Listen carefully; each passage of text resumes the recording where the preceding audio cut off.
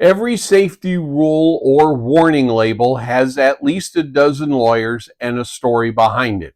Sometimes they're funny, sometimes they're tragic. Today's question is, why did Colonel Cooper give us 4 rules of firearm safety? Why not 2? Why not 12? Let's talk about that.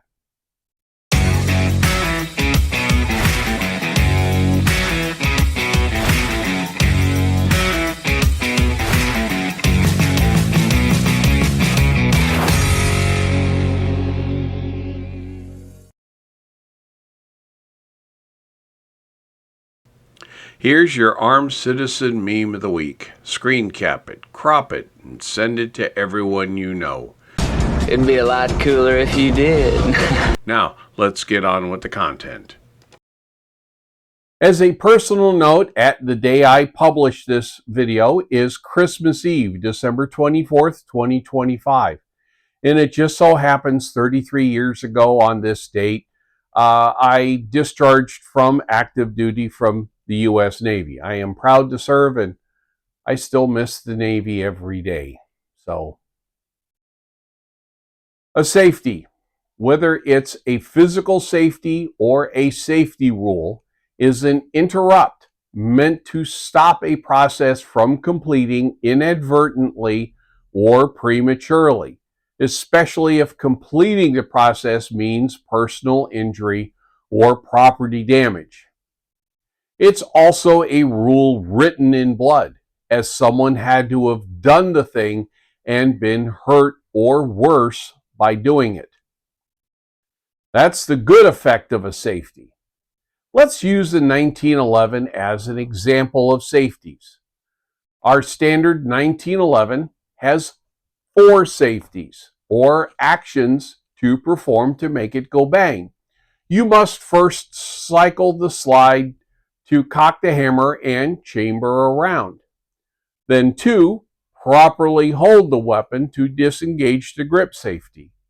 3, you use your thumb to disengage the slide safety or verify that it's already disengaged.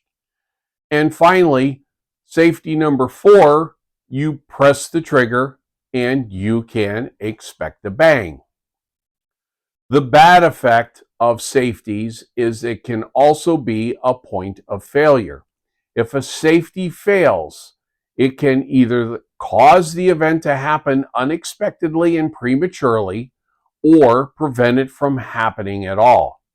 Let's say you have a 1911 and the slide safety has failed and won't disengage. This means that all you have in your hand at that moment is just a very expensive rock.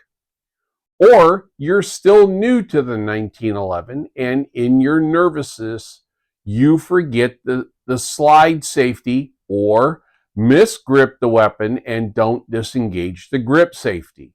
No bang when you need a bang. In the end, what does this tell us? That 1 safety is not enough. 3 safeties is probably the bare minimum. And too many safeties actually increases your chance of no bang at all, either by failure or forgetfulness. Humans have a sweet spot when it comes to things like this. 3 or 4 items can be quickly memorized and recalled while under stress. Think of the 3 words your fire department tells you to do if you catch on fire. Stop, drop, and roll. If you find yourself in an active shooter situation, and we talked about this, you should avoid, deny, defend. The NRA's Eddie Eagle program tells kids to don't touch, leave the area, tell an adult. If you ever have to use a fire extinguisher, you have to pull the pin, point the nozzle at the base of the flames, and squeeze the handle. This is why there are 4 rules of firearm safety. About 1962, Lt.Col Jeff Cooper, United States Marine Corps, codified the 4 rules of firearm safety that we still use today. A small enough number that even a child can remember them, but not so many that most people would totally forget most or all of them. And most people in this country already don't know how many branches there are in the federal government. So let's take a moment and refresh ourselves of the 4 rules of firearm safety. Always treat a weapon as if it's loaded. Never point a firearm at anything you aren't willing to destroy. Keep your finger off the trigger until you're ready to fire. And number 4, be aware of your target and what's behind and around it. To have an accidental discharge, you need to violate the 1st and 3rd rules. In other words, you treat the weapon as if it's not loaded and you pull the trigger. To have a negligent discharge, you have to pretty much violate all 4 rules. You have to treat the weapon as if it isn't loaded. You have to point it at someone or something that you don't want to destroy. You have to put your finger on the trigger, or you're not paying attention to what's close to your intended target. Do each of us violate at least one rule, even occasionally? I know I do. Pulling my weapon out of my holster almost always has me covering myself to some small degree. I always pay strict attention at that moment so I don't end up like Tex Grubner.